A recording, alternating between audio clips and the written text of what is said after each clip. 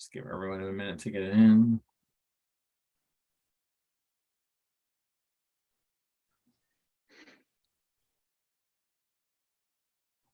Good evening, everyone. We will give it about another minute or so to let everybody into the webinar, and then we'll get started.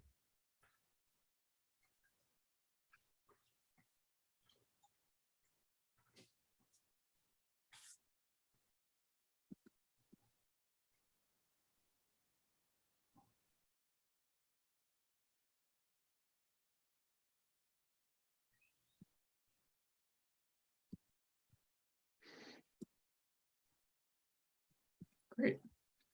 Hello, and welcome to today's Tiger webinar. Thank you for joining us. We hope that you and our entire Tiger family are doing well.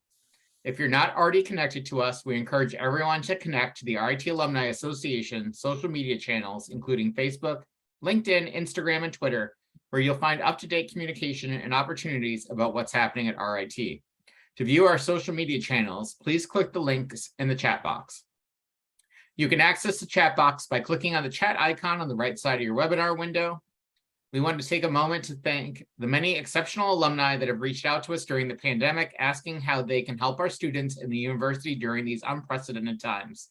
Thank you to everyone who's made a gift this year. If you would like to contribute in support of RIT men's hockey or give to our areas of greatest need, scholarships, or any other fund of your choice, please feel free to click the link in the chat box. Now let's go over a few housekeeping items first to help you enjoy today's presentation. All attendees have joined in mute mode. However, your questions for our panel can be entered in the Q&A box located at the bottom of your screen at any time throughout the discussion. We will make every effort to address all of your comments and questions throughout the webinar. We would like to thank our Access Services team for helping us make the webinar accessible for all of our alumni. Real-time captioning is available within the webinar, and our interpreters will be spotlit during the presentation. Today's webinar will be recorded and will be available complete with captioning in approximately 2 weeks following today's events. If you have any technical questions, please feel free to type those into the Q&A box and we'll do our best to get you the appropriate answers. Now onto our webinar. We're happy to welcome RIT men's coach Wayne Wilson. With 23 years at RIT under his belt, Coach Wilson has guided the university to become one of the most successful and respected programs in all of college hockey. Wilson's impressive record with the Tigers includes leading the team through the transition to the respected Atlantic Hockey League. In 16 seasons in the league, RIT has won 4 regular season titles, 3 postseason championships, and made 3 NCAA tournament appearances. Coach Wilson also became the first coach to win the National Coach of the Year at both the Division I and Division III levels in 2010. Moderating tonight's discussion are the voices of RIT men's hockey, Ed Trefsker, Matt Campbell, and Scott Bigger. We'll take your questions during the webinar. Thank you for joining us. Ed, I'll kick it over to you. The audience is all yours. Well, thanks everybody for joining us. We're really happy to do this yet again. And Wayne, I thought maybe we'd start out, even though it's been a few months since the end of the season, maybe just kind of looking back at 2021-22, 18, 16, and 4 overall, 4th overall seed in the league for the playoffs.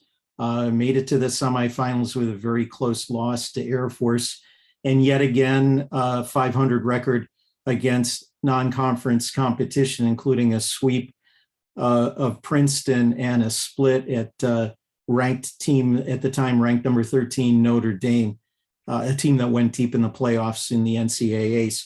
What's your overall assessment of how the team did in this past season?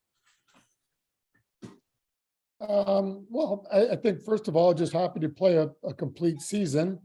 We came a little close there with Sacred Heart when we came back from break, and they had a little bit of an outbreak on their team and didn't know if we were going to be able to make up those 2 games, but we're able to, and really obviously something a little different where we played one of the games at our place, another game at West Point, just because of the unavailability of their rink. When I say their rink, I guess it's more of the Bridgeport American Hockey League rink, and they'll be moving into their own rink next year, which I'm sure they're excited about. But it was a good year, a tough year, just so many 1-goal games, so many close games, and from an overtime standpoint, we kind of made out on that, whether it was the 3-on-3 or the shootout. But every game was so tightly contested. It was really hard. I guess maybe our one game against Sacred Heart at West Point was really the only one that we kind of ran away with, or we could breathe a little easier midway in the game. But the rest of the games were really, really hard fought. The fact that we're able to play downtown, maybe not the same Brick City game that we've had in the past, but still managed to get 7,000 fans and win that game downtown. You mentioned Notre Dame, splitting with them on national television, and yeah, I'm pretty happy with where we finished. I think if you can finish in that top four in particular, and even the game we lost to Air Force in the playoffs, I should mention, I was really happy with our team performance. I thought we deserved the better of that game. We didn't, so that's the disappointing part. But AIC, we split with them on the year with some overtime victories, so that was something that we were really hoping to get another crack at them come playoff time and see where we were at that particular time of the year. But it was a good year, but still not where we wanted to be. We wanted to win a championship, and so we fell a little short there. Coach, recently the schedule for next year was released. Non-conference games against Union, Princeton, Penn State, Arizona State, and the USA development team. RIT hasn't played the development team since 2008, 2009, but back then you played against a lot of players that, have made it into the NHL. Patrick Kane, Blake Jeffrey-on, Eric Johnson, and a few others. It's good to see them back on the schedule after so long.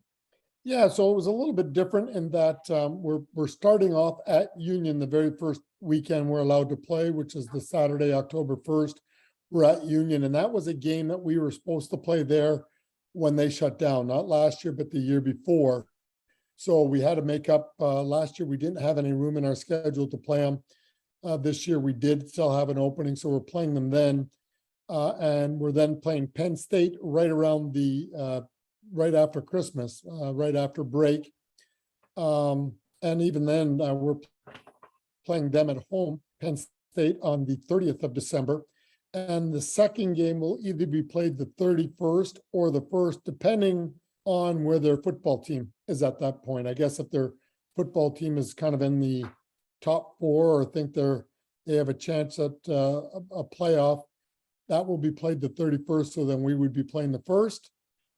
If they're not in contention for that, their football team will most likely be playing January 1st, and we'll play the 31st. So they don't go head to head with each other. So that's one of the series we're not sure exactly when we're going to be playing, but the reasoning for that. But yeah, so the development team, we were looking for another game because tough to find a Canadian team mid-season, first half or second half, and we had the third weekend in November open and called them, and we were able to secure them coming in. So that was a good to fill in and will be a great test. Coach, before we talk about new players you have coming in this year, I thought I'd give you a second to look back at the new players you had coming in last year: Tanner Andrew, Evan Miller, Carter Wilkie, Grady Hobbs, Doug Scott, and Tommy Scarfoni, and just reflect on how they fit in with your team and how they did as Tigers in their first year. Yeah, I thought, and then we had a big roster, so 29 people on our roster because of the super senior situation. We had guys elect to come back. The first year, I guess we I don't know, managed it. I don't want to say better, but we were pretty open and upfront right at the beginning of the year. Anyone that wants to come back, not knowing whether we were going to play, how many games, we knew there was going to be no fans. There's just a lot of situations there that we want to give them a more traditional college experience. So we kind of knew who was coming back. And then the following year, we weren't quite sure. So we had a little larger roster than normal.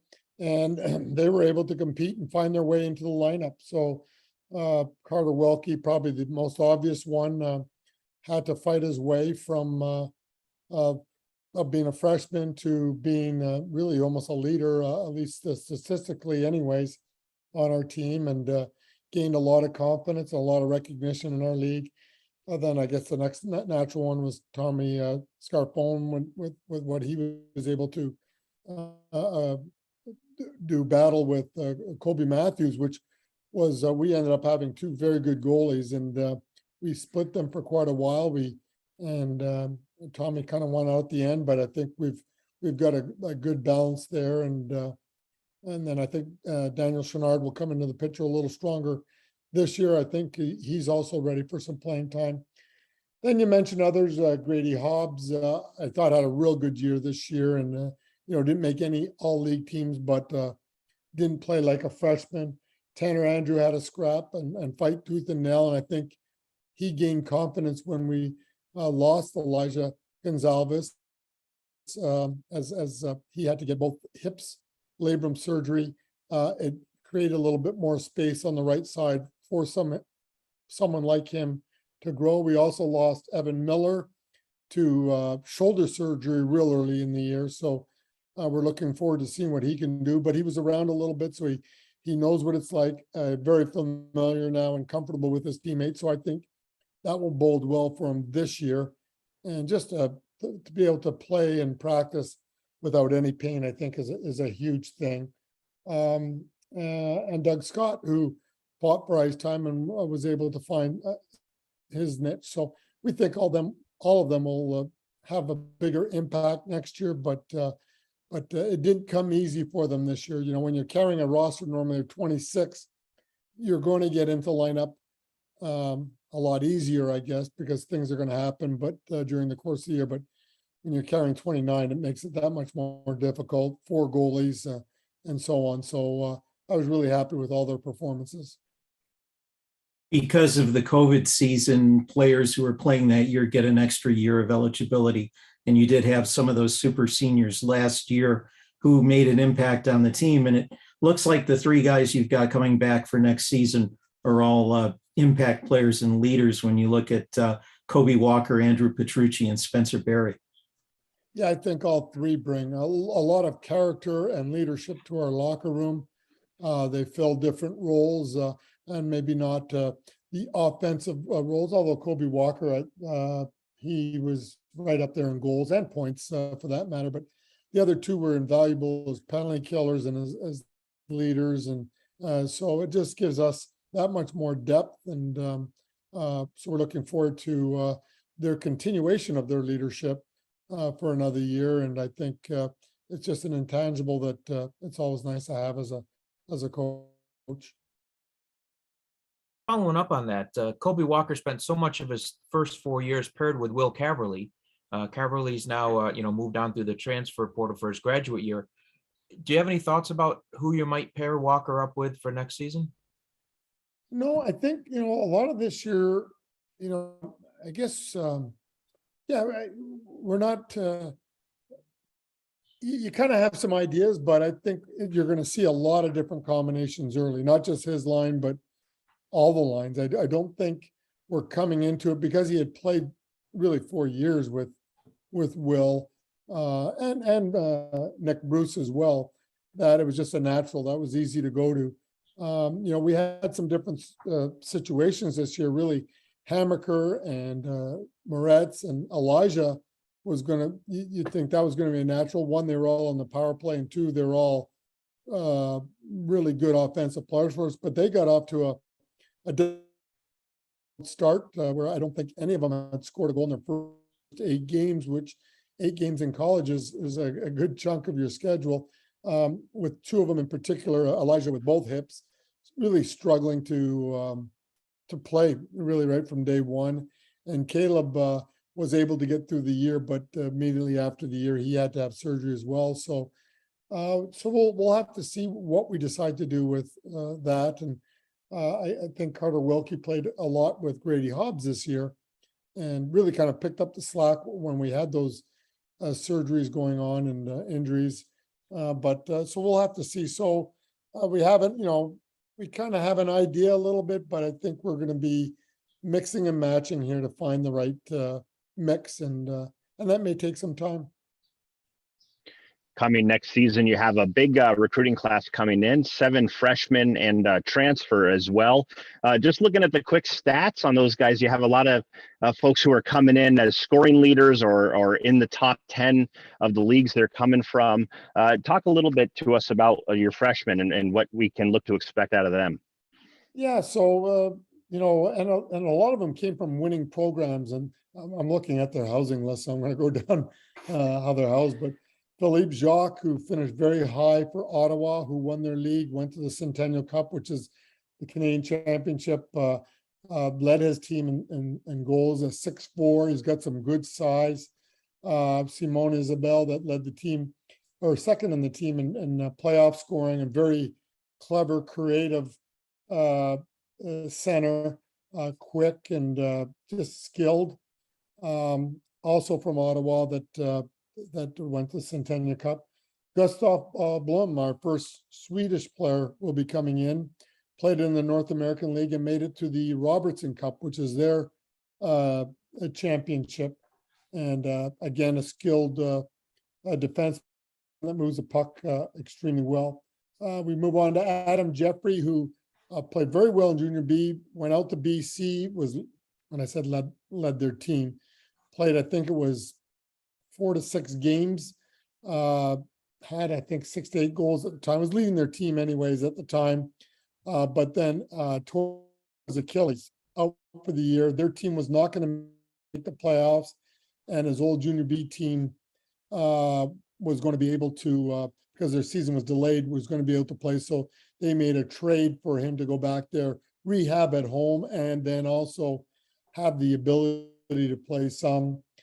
He played some, everything went well, but for precautionary reasons, we didn't want him playing too much and overtaxing that. But a big guy that can score goals, another 6'4" type guys. We wanted to get a little bit more size there. Tyler Mahan from Whitecourt, Matt App, Bryson Traptall played for that team. Big, strong player that led his team in scoring, very fast, a great work ethic, is always working. And I think was the only player on his team to go off to Division One. They beat out one team, Bonneville, that probably had about 6 to 8 guys going off Division One. So he was kind of a one-man crew that had to carry an awful big load and did very well for himself and should make an impact here. Xavier Lapointe, a defenseman, played for Flin Flon. So we've had a couple boys from Flin Flon. He was defenseman of the year. He has a lot of grit and he's got great points. He led the defenseman in points with 50, but he's got a lot of grit, skates extremely well. In the Centennial Cup, when they played, really a powerhouse in Brooks, but he was named defenseman of the tournament. And then Chris Duclair, who the last name some people may recognize, Anthony Duclair's younger brother, who led Odessa in the North American League, and very, very quick player that will also bring some speed. So I think we added some size and some speed, and I think it's a good balance for us. And we need to get a little bit bigger. We're the smallest team in the NCAA last year, and that's not a big concern, but we do want to get a little bit bigger along the way as well. I was going to follow up on that about size. What things are involved in it? I mean, even as a smaller team, RIT has been a good physical team. Even when you take a guy like Dan Willett, who was kind of an undersized defenseman, he was not afraid to get physical, and that was part of his game. But do things like, I think one of the things we noticed, and I want to ask you about it, is things like having some reach along the wall and things like that. Are those some things that also factor in with size? Yeah, I think even with smaller players, you want them to be quick and competitive. And I think the compete level, regardless, you can get some big guys, and if they don't compete, the little guys will eat them up, So the size isn't a big factor for us. I think compete is a much bigger factor for us than size. I think speed, you just always want to keep getting quicker, and you watch the NHL playoffs, that seems to go that way. But I think a good point, I think when you're defending, you want reach. You take away time and space with reach. It's really effective on the penalty kill. You take away lanes with reach and things like that. So, speed also helps with that. But I think there is reach that becomes important in certain situations. And I think more defensively than offensively, you want that reach. But I think just too, if you're big and strong, the effort other teams have to use to knock you off the puck, they've got to exert themselves a little bit more, and you can wear on people with some size, even though you don't feel that. It's kind of an intangible, but it's certainly factors in. Two of your recruits are coming from the Ottawa Junior Senators in the CCHL, Simone Isabel and Philippe Jacques. Does that give them an advantage that they're used to playing with each other as they making that adjustment to the college game? Well, they were both centers, so they were never really on the same line, although they played together on the power play. I think anytime you can make someone comfortable and you don't necessarily recruit that way to let's take another player off that team. It's just someone, when you watch someone and you like them, and all of a sudden there's other players on that team that may grow on you. And particularly when you're talking about a championship team, they had the best players, the majority of the best players on the team. There's a lot of good players on other teams as well. But it's, I think there's a comfort factor when they come together that they can bounce things off each other, and there's, they can help themselves adjust a little bit easier. Similar question, when you're recruiting an incoming freshman class, how much are you considering your current players and how they may fit in with individuals or lines in those current players? And how much are you just looking to build a good freshman class? Well, yeah, it's a little bit of everything, but yeah, as you're going through it, and when you're in the moment, we're looking at what shots, if we think they have the ability to play on the power play, is it a left or right shot? Can they complement what you have? Can they even get in there? For centerman face-off, say we may have this guy that's really good on draws and he's a righty or a lefty. You may want to complement that with the opposite so that you can maybe win face-offs on both sides of the ice and things like that. So I think there's a lot of those little things that once you get into it, and that's maybe some of the problem with college recruiting is that people are doing so far in advance, they don't even know what their team can look like next year. It's hard enough for me to predict the guys that we took, how they're going to do 1 year afterwards, never mind 2 or 3 years out. But you try and take, or at least we try and find guys that will help us and complement us in what we already have here, and they're coming in to do that. Just a quick reminder, if you're watching and you have a question, there's a Q&A button at the bottom of your screen, and you can tap on that and type in a question. We'll try to field as many of those as we can. There was great news for RIT and for Union College that came back in January about scholarships. Now, I know it's something that former athletic director Lou Spiotti worked on, and his successor, Jackie Nicholson, and also a shout out to a former RIT administrator, Dr. Mary Beth Cooper, who's the president of Springfield College, and really was a leader in getting legislation passed that allowed schools that had Division I programs but were not grandfathered under the old rules that allowed them to offer athletic scholarships to then do it. And in hockey, that meant RIT men and women, and as I mentioned, Union men and women. What has been the impact of that so far, and how's that going to help you going forward? Well, the immediate impact was a couple of players, or 3 players right now that had committed for down the road. So I think that was what the first impact. I think that probably more importantly is the commitment that the present day players, the present guys on our team, will be rewarded with scholarships, and for our super seniors for 4 years of hard work, and as you progress down 3 years, 2 years, and so on. I just think that now they're on equal footing with others, and I think they should be rewarded for their commitment to RIT, and this is the form of commitment that the school's made to them, and what other colleges have made to their present players. So I think those are all positives, and I think we can go watch a game, see who we like, find out if they're qualify academically to get into RIT, and then we can make an offer to them before there was that other hurdle of the financial need, what do your parents make? And is it something, before we even can discuss a visit, we had to find out if it was whatever they were going to have to pay, was it something that they would consider paying, or if they would not, then we just move on. We didn't want to waste time having people visit when they were going to have no intention of paying that amount and coming in. So it's changed, I think, things a lot. The effects of it will take some time down the road. It's probably really, we're working now, as from the start of the season will be the first time that we're working with the scholarship. So you're looking at the following year before they're even on our campus and so on. That would be one class, 2, 3, whatever, it's going to take some time, but we see it coming into, we've had a lot of success in the past. It was getting more and more difficult each year as costs of attendance continue to rise, not only at RIT, but across the country. And it was getting harder and harder. And so this will alleviate some of those difficulties, and doesn't guarantee anything.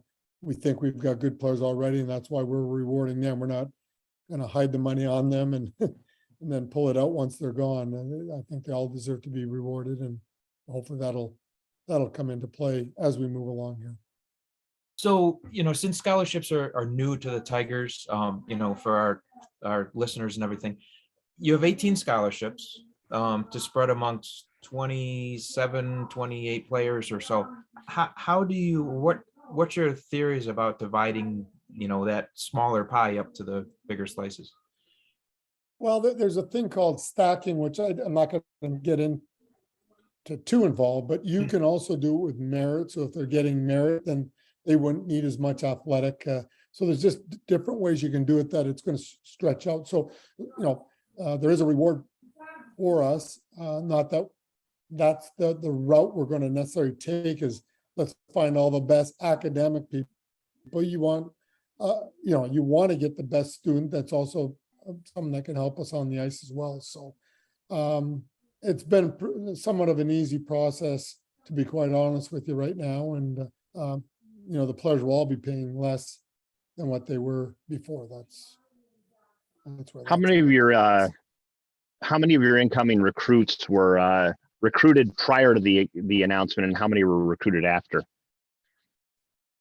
Well, we had one that was going to wait to see what the decision was, and we tried to do that with a couple of others, but schools kind of threaten that. How do you know? What if they don't get it? You'll have nothing.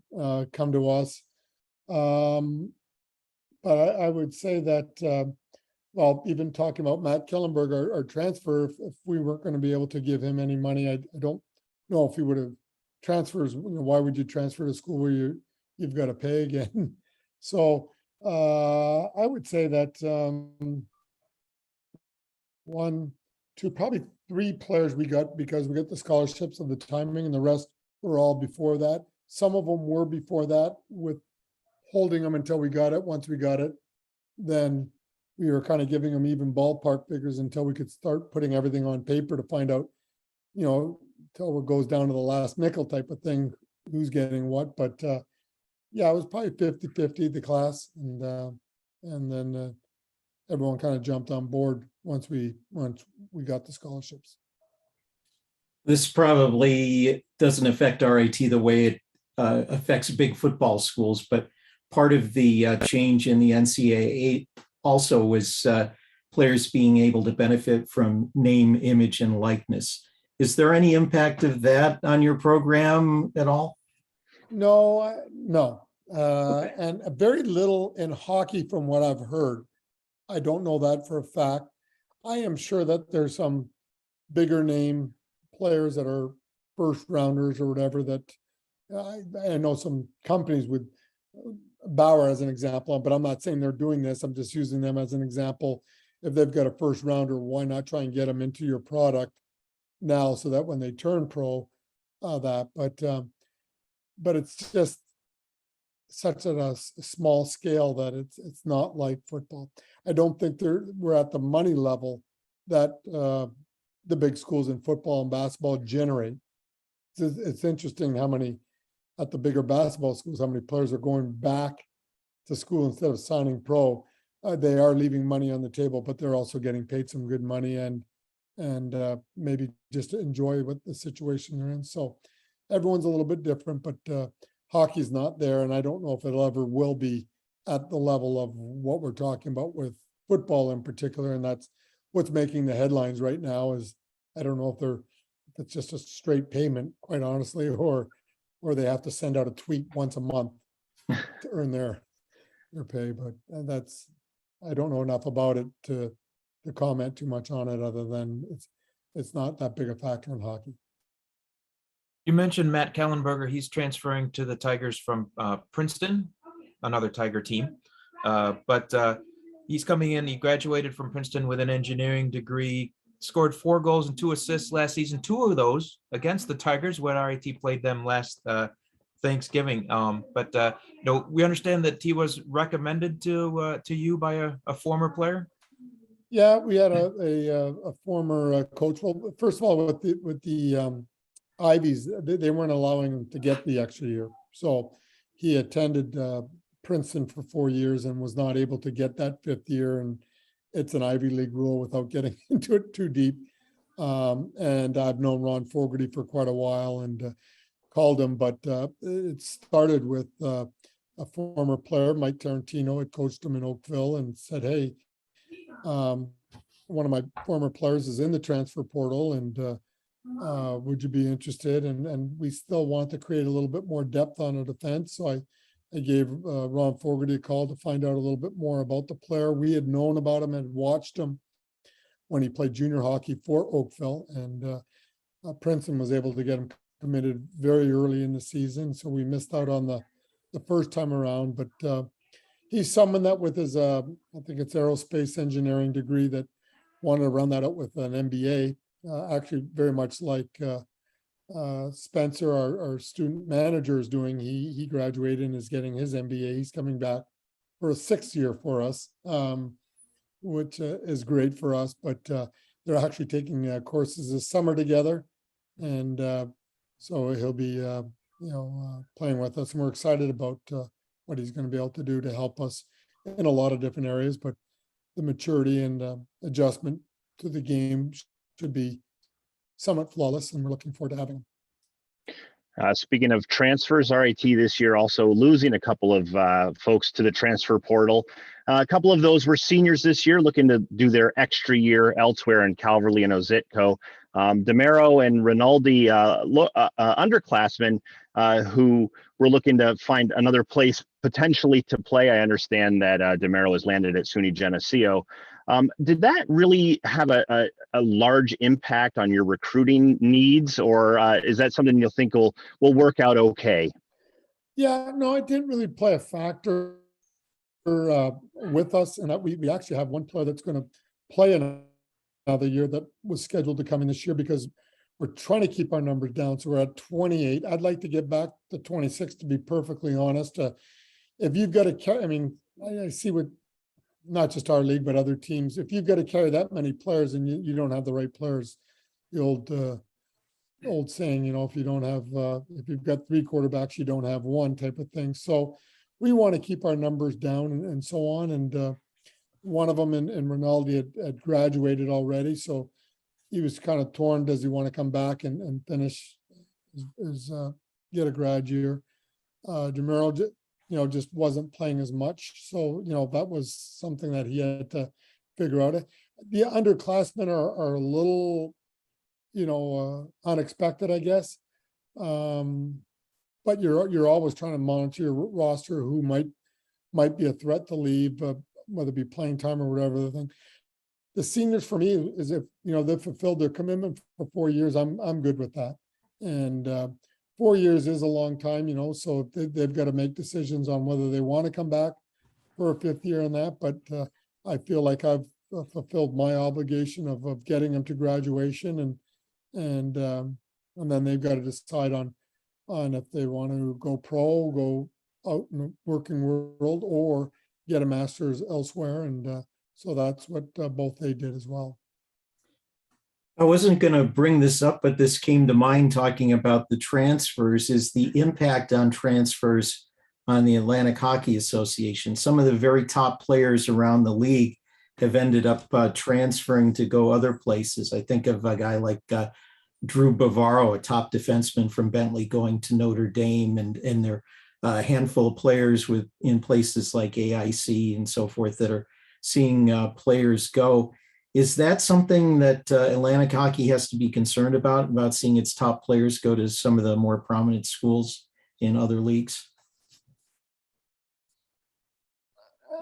I don't know. I think you're seeing it at all levels. All the leagues are losing top players to different schools. I think, yeah, you never know. Like, it was hard enough to figure out our guys, never mind someone else's players. Everyone probably has a lot of different reasons. I think, as we talked a little bit prior to going on here, advisors, I do think it's poor advice, particularly for older players. And when I say that, older players, 23, 24, 25 years old, to say, if you leave your school to go to school X, then you'll increase your chances of playing pro. And I guess there's a lot of different, what is pro? I guess there's NHL, and normally NHL, you have to sign an NHL contract to play in the American League. Quite frankly, it's not like they're stocking their team with other types of contracts. It's kind of the trickle down. I think most of the players are going to end up where they were going to end up anyways, and that's a personal opinion. That's I don't have the stats on that, and I'm sure there'll be stats coming out. And then it could be just disgruntled with their roles on their team and their situation, and it may be just even moving back closer to home, being with friends, like that they've grown up playing with. That there's so many different situations, but I think anyone that's found a home at another school have all been pretty good players. It's more the players that, when I'm concerned, it's out of my control, but the other half of players that go in the transfer portal thinking they're going to get picked up and don't get picked up at all. Those are the ones that you're probably a little more concerned about, and that's equal to whatever else is happening out there. So I don't know what the percentage is going to be this year, but I think things have settled down enough now. Whatever elite players that went in there have been picked up, and the rest may not, unless someone goes through a development camp and the team decides to sign them real late. They may take revisit the transfer portal, see if there's anyone left that can maybe plug a hole for 1 year versus trying to bring someone in that maybe not quite good enough, but could plug a hole, and then you're with them for 4 years, or they're going back in the transfer portal after 1 year when they're able to plug that hole. So it gets tricky. I don't really like it just in general, and I know there's two sides to it, but I just think there is something to be said about the players that have to fight through some adversity at times, and that they say, well, coaches change, but most coaches are changing because someone got fired. And the same thing's happening if you've got a scholarship left in May to bring in an elite player in, and you're using, call it a full scholarship or close to that, that team is also probably cutting someone that's not good for them as well. So, I just think if you make it too easy for people just to leave, and there's some talk in the transfer committee about not the transfer the committee, but the transformation committee, that you'll be able to transfer as many times as you want. Bad message, I think. I mean, it couldn't be any worse. How do you even plan for a team? But that's where it could be going. You mentioned the transformation committee. The annual coaches conference down in Naples was a few weeks ago. What were the most interesting topics that came up for discussion during that meeting?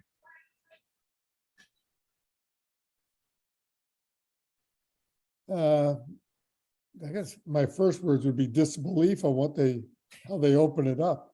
They talked about unlimited coaching staffs. They talked about unlimited scholarships, unlimited number of times you can transfer.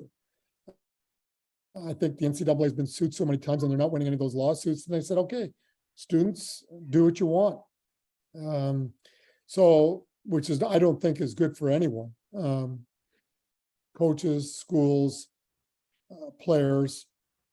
If you make it unlimited coaching staffs, what's to prevent hiring 5 scouts and 3 staff members to stay with the team? No one's on the road except your scouts. They can form in any which way. They've talked about even roster sizes, and they're trying to get input from coaches, but it's to prevent you from suing on that. I mean, it's just never ending. You could sue over anything, and maybe that's where we are just in general in society is if you don't like it, sue it, and see what comes of it. But I don't know where it's all going to go. But it's out of my control, and I think we're going to hear more in August. I don't think a lot of these things might not be implemented till a little bit down the road. I mean, unlimited scholarships, how could you do that at this point? But it could be a year from now, staffing and things like that. And I think schools and presidents going to have to decide, okay, whoa, just because you can do this doesn't mean we're going to do this. And then do the schools open themselves up to liability because the NCAA is tired of being held liable for every rule they put in, make the schools and the conferences regulate themselves. But I guess having said all that, with us not having scholarship for all these years, I wish the leagues could have regulated themselves because we would have had scholarships a long time ago, but we were always waiting on the NCAA. Maybe we should have sued. I didn't say that. Coach, in the last 3 years, there have been 4 schools added to Division I men's ice hockey. And with all the schools being added, hockey seems to be on the rise. Do you see some league realignment coming in the future? Or do you think Atlantic hockey will get back to 12 teams? What do you think this is going to look like across the league? Yeah, I do think there's going to be some realignment here because, it's not just happening in one area where you can expand teams there. It's happening a little bit across the board. So Lindenwood and Arizona State, I guess the 2 most Western teams. The one team just got picked up, Augustina and the CCHA, but Atlantic hockey, I think transformation committee, I think one of the things that was talked about was how many teams need to be in, you need as a members to have an automatic qualifier. Well, right now we have, this year we'll have 1 in 10 chance for the AQ, so to speak, or to win our league title. Then Robert Morris joins us, we'll have 1 in 11. When's enough? Enough. I mean, ECAC is at the largest at 12. Maybe we'd be best to take in some teams in our region. And I don't mind saying Utica as an example because they're so close to us. Maybe it's good for us to take them in, but when do we want to cap that AQ number? So I think we're waiting to see what happens with that a little bit, and probably leading into some other questions. I think right now the committee that's looking into expansion is also a committee looking at with Bob DiGregorio retiring, looking at a new commissioner. So I think we want to get a commissioner in place first, see what happens with the transformation, and then make some decisions on where we want to go as a league from there, and have our new, it would be tough for an outgoing commissioner to make a decision that's going to affect our league we think for quite a while, when they'll be out by the end of the year. So it makes it a little different.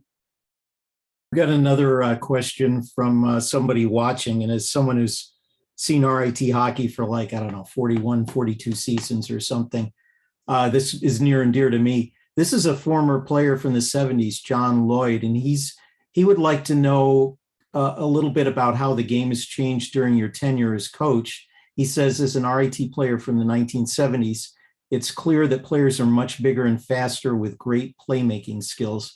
How does this impact the way you recruit and the way you coach? Well, that's a great question. And I think even when I started recruiting earlier, the good players on the ice just stood out. Their speed and their skill, they were just, they just stood out. They're just that much better than players on the ice at whatever level or wherever they were playing. I think all players have taken their game to another level because of everyone can skate. So it's not obvious now who's the best skater on the ice. There's a lot of great skaters. You've got to decide or try and figure out how they think the game, which takes you a lot more viewings to try and figure some of that stuff out. You rely more on coaches and things like that to decipher some of the intangibles that aren't that strong. So players are all faster. They're all lifting. They all shoot pucks. They're all taking care of themselves in a better way. And so it's not nearly as obvious when you go to a game on who the best player is.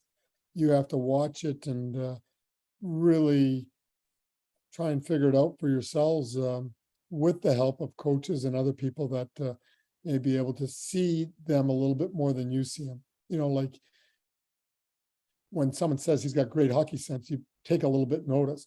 There's sometimes in a game that may be very noticeable, but it's a lot tougher to see. Or he's a great skater, got great edge work and things like that. Well, there's a lot of good skaters now, but it's more difficult to see things that you were able to see in the past because everyone has caught up to speed. It's not just a couple of guys stand out in a game. It's everyone is able to skate and check, and it's harder to determine that. You mentioned Bob DiGregorio retiring at the end of this upcoming season as commissioner. When they select a new commissioner, what are the first things that you would like that person to focus on from a league perspective? Well, you know, I'd have to give that a little bit some more thought. I think what's happened in our league here, noticeable with, I guess, some obvious ones, Bentley and now Sacred Heart with building new rinks, but ourselves with a new rink, and then some of the other rinks, when I look around at Army and Air Force, the improvements they've made to their rinks, everyone's done a really good job of upgrading their product on their campus. I think for us now is I think we've really closed the gap, but we still have got work to do with other leagues, but I think we've really closed the gap. I think it's really to elevate our image throughout the college hockey world. I think, you know, whether it be TV, really kind of through the social part, but getting our product out there more visible towards everyone else. We don't have the same history as some of the other leagues or some of the other programs specifically. So we've got to grow that. We've got to grow our fan bases. I think we've still got to do a better job of that on campuses. Everyone's included on that to really sell our sport, sell our product, and show the student body and the communities the passion that's played in there. And I think if we can do that, then our championships will also grow with that. So I think we've closed the gap. So I think with a new commissioner will come new ideas, and I think the timing is actually good for the new commissioner to come in. A lot of the grunt work of getting scholarships from 12 to 18, getting facilities on campus, to upgrading staffing and just budgets and all that has all been taking place over the last 10 years. Really, I think ourselves and Air Force has kind of helped push and force that along. And I think we've got more growth in that area, but I think now is the time to take, I guess, our league office just to another level. And so it'll be interesting to see with that. So there's a lot that goes into all of that. I think hopefully they take kind of a laundry list from the ADs on all the campuses and coaches, and then prioritize what's important to our league and where we think wherever we want to go, how's the best way we need to do that to get there. And that'll come from everyone's input and a collaborative effort into increasing the I guess the viewership and our what we look like nationally. A follow-up question from the audience to that. You mentioned TV being one potential way the league can grow the exposure. Do you know of any plans to move away from a purely online streaming platform and look to partner with, say, an ESPN Plus or something along those lines to get a little more marketing out there? Yeah, that was discussed this year. And again, I think, and I'm not positive on this, I think we have one more year with our current provider. And I think, I know RIT for sure has spoken about that directly with some of the capabilities we have on our own campus, that we feel that we can do a very good job with that. But you bring up a good point with ESPN Plus, and I don't know how much money exactly has been raised, or what kind of revenue we're getting from a league office standpoint from, let's say, Flow and that. But ESPN Plus with the NHL now, we know hockey people are watching that maybe from a marketing standpoint, viewership might be important. That's something that the ADs will have to prioritize. Do we want money? Do we want viewership? I want both. That's my vote. But yeah, we'll have to see. So those are the type of things that we're going to really dive into. How our playoffs are run and things like that. So there's a lot of different things that are going to be important, and hopefully a new leadership will bring new ideas as well to bring us to where we want to go.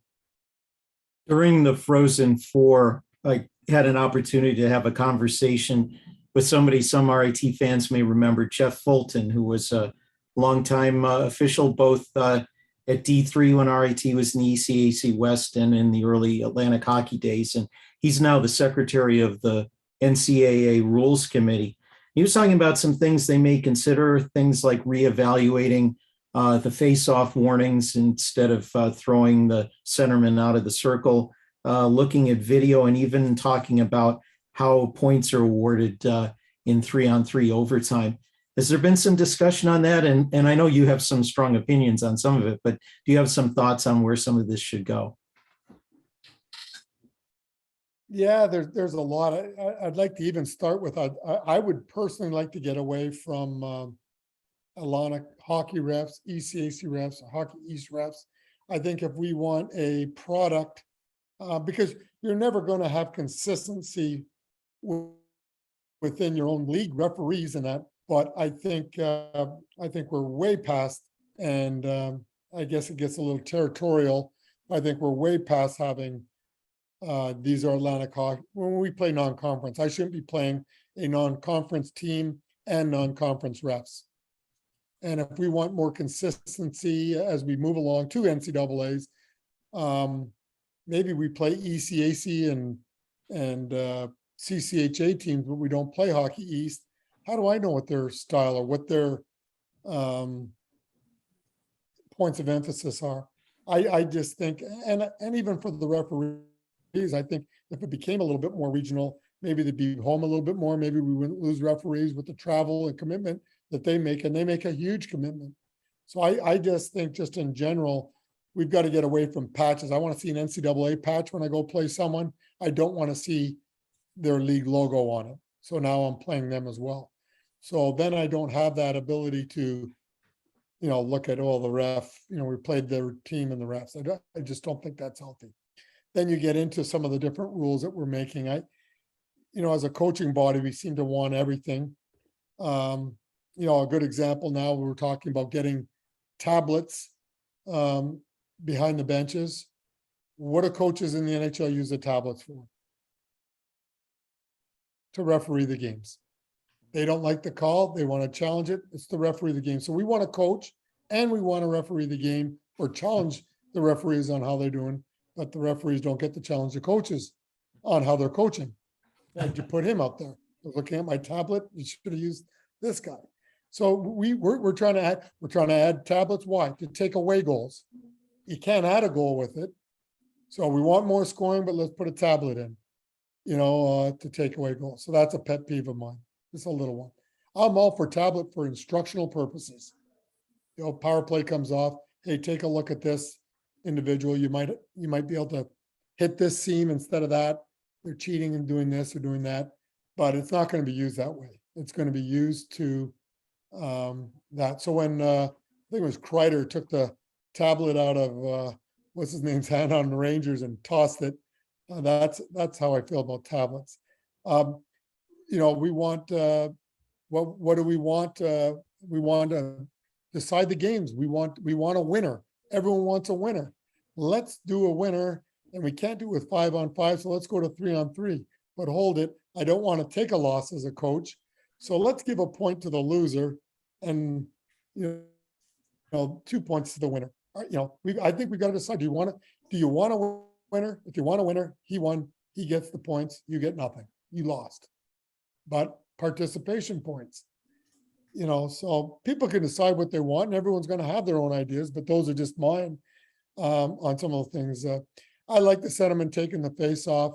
Quite honestly, I know they don't think that they think the centers are cheating, but they're not tossing the winger out or giving him a penalty when he comes in to take a face off. And they're more apt to take a penalty because they're not used to seeing refs drop the puck. So I think it is a lot quicker because when a centerman gets tossed, and if they want him to exchange with a winger, he looks to the left. Are you going to take it? Or are you going to take it over on right? Where do I stand? What's the play? I don't remember it. Let's keep the game moving along here. I'm not against the Big Ten going from 15 to 12. Our problem is, does everyone have two Zambonis? What's the ice conditions going to be like and things like that? So I think there's some considerations for that, but I think it's a valid idea. We played with it at Notre Dame, and the game moves along quicker.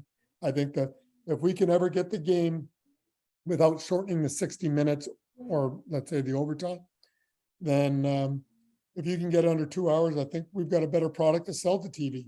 So I think those are all things. And we've got to consider you folks on radio and commercials. When can we run these? But, you know, I think our game in our building, when we were using the 3 timeouts, it did drag. It slowed things down, and then you have a longer intermission and things like that. So I think there are some changes, but those are all things to do. I'd like to see a quicker game. I would like to see winners and losers, and that may hurt us, but I'd rather see a winner and loser, and I'd rather see regional referees. I'd like to keep the good ones in as long as we possibly can, instead of sending them out overnight, gone from their families all weekend, which makes it tough, I think, in a lot of ways. Is that too long? That could have No, been too that's long. good. So Atlantic Hockey a few weeks ago voted to allow Robert Morris back into the league 2 seasons from now. Coach Derek Schooley has started to go out and recruit and rebuild his staff and rebuild his team. But we understand that the vote within Atlantic Hockey was not unanimous to allow them back in. Can you elaborate on some of those discussions that you may have overheard? Yeah, well, you know what? We didn't really hear that. That was voted at an AD level, and I don't know if they really wanted that to become public. I think it was at a time, and then I think part of it goes back to what I talked about before. We don't know where this transformation committee and how many members. I think that, but you know, personally, I'm speaking personally here, is that I wanted them back in. I think it was a president that made some decisions on his own. I'm not privy to exactly what went on there either, but I'm glad they're back. And because they were a valuable member of that. And I think there's others out there that can be valuable members of Division One as well. But I think we got to navigate this. Why everyone looks to Atlantic Hockey, you take them in, you know, we're supposed to be the savior of everything. I think you know, maybe the CCHA should be looking at Lindenwood. That's where their closest proximity. The Arizona State is you know, a Pac 10 or 12, whatever they're calling their conference, but they're more like a Big Ten. Maybe the Big Ten should be accepting them right now, and then maybe we should be looking at the Uticas, the Stonehills, and the Long Island. But I mean, maybe Hockey East should be taking Stonehill, and they're right in Massachusetts. So. Or ECAC take someone in. So there's a lot of people need to, either you want to grow it or you don't, and we're all trying to do our best. But I do think change is coming. I just don't know how it's going to look. And there's so many other rumors out there that you don't know. And I don't know who else is lurking out there. But if no one gets taken in, I don't know if we're going to get expansion for quite a while if no one can find a league. We're just about out of time. I wanted to take maybe about 15 seconds for an answer on this one from a fan, talking about Tiger fan support and how well the fans travel, thinking about that game at the Odd in Utica with all the RIT fans there against Air Force. And the question is, how much does the support of the crowd impact the energy of the players? Yeah, I think it's a huge impact, and I thought it really made the Utica rink come to life. I wasn't necessarily a proponent of going to Utica. There was no home team that was close by. We certainly made it into a home game because of our crowd that went down there, and it was good to see. I wasn't around for the finals to see what the atmosphere was like then, but I would like to see it either on campuses or close to our campus if we're looking at a neutral site. So we'd have to, and I'm not sure where we're going with all this in the future. I think we have an answer in the short term for next year, but we have great fans, and I'd like to grow that. I really think that we can get our building hopefully more full in the future here now that this virus is except I don't even know how to explain it. It's not gone. I don't think it'll ever be gone, but at least we're able to control it and adapt to it. But I'd like to see us get bigger crowds in our building and really get the building going again. And I'm really looking forward to this season and having our fans and everything with less restrictions and even more exciting hockey on the ice. Well, that's going to about wrap things up. Before we turn it over to Ron, any last thoughts, Coach? No, thanks so much for you guys doing this. I think we were trying to iron out some scheduling things and recruits and things like that. So it took us a little longer to get to than maybe it should have, but it's a good way to, I guess we're in the summer mode now, but really looking forward to next year as we're making all our plans in the offices and trying to prepare for next year and get ready to go. And exciting schedule, a lot of home games, which obviously works out well for us. And we're looking forward to an exciting season with a lot of people out there. Great. Thanks, everyone. We really appreciate it. That's all the time we have for today. Additional questions can be emailed to ritalum@rit.edu, and we'll direct your questions to our presenters. We hope that you enjoyed tonight's webinar. We have several others coming up in the near future and hope you can attend those.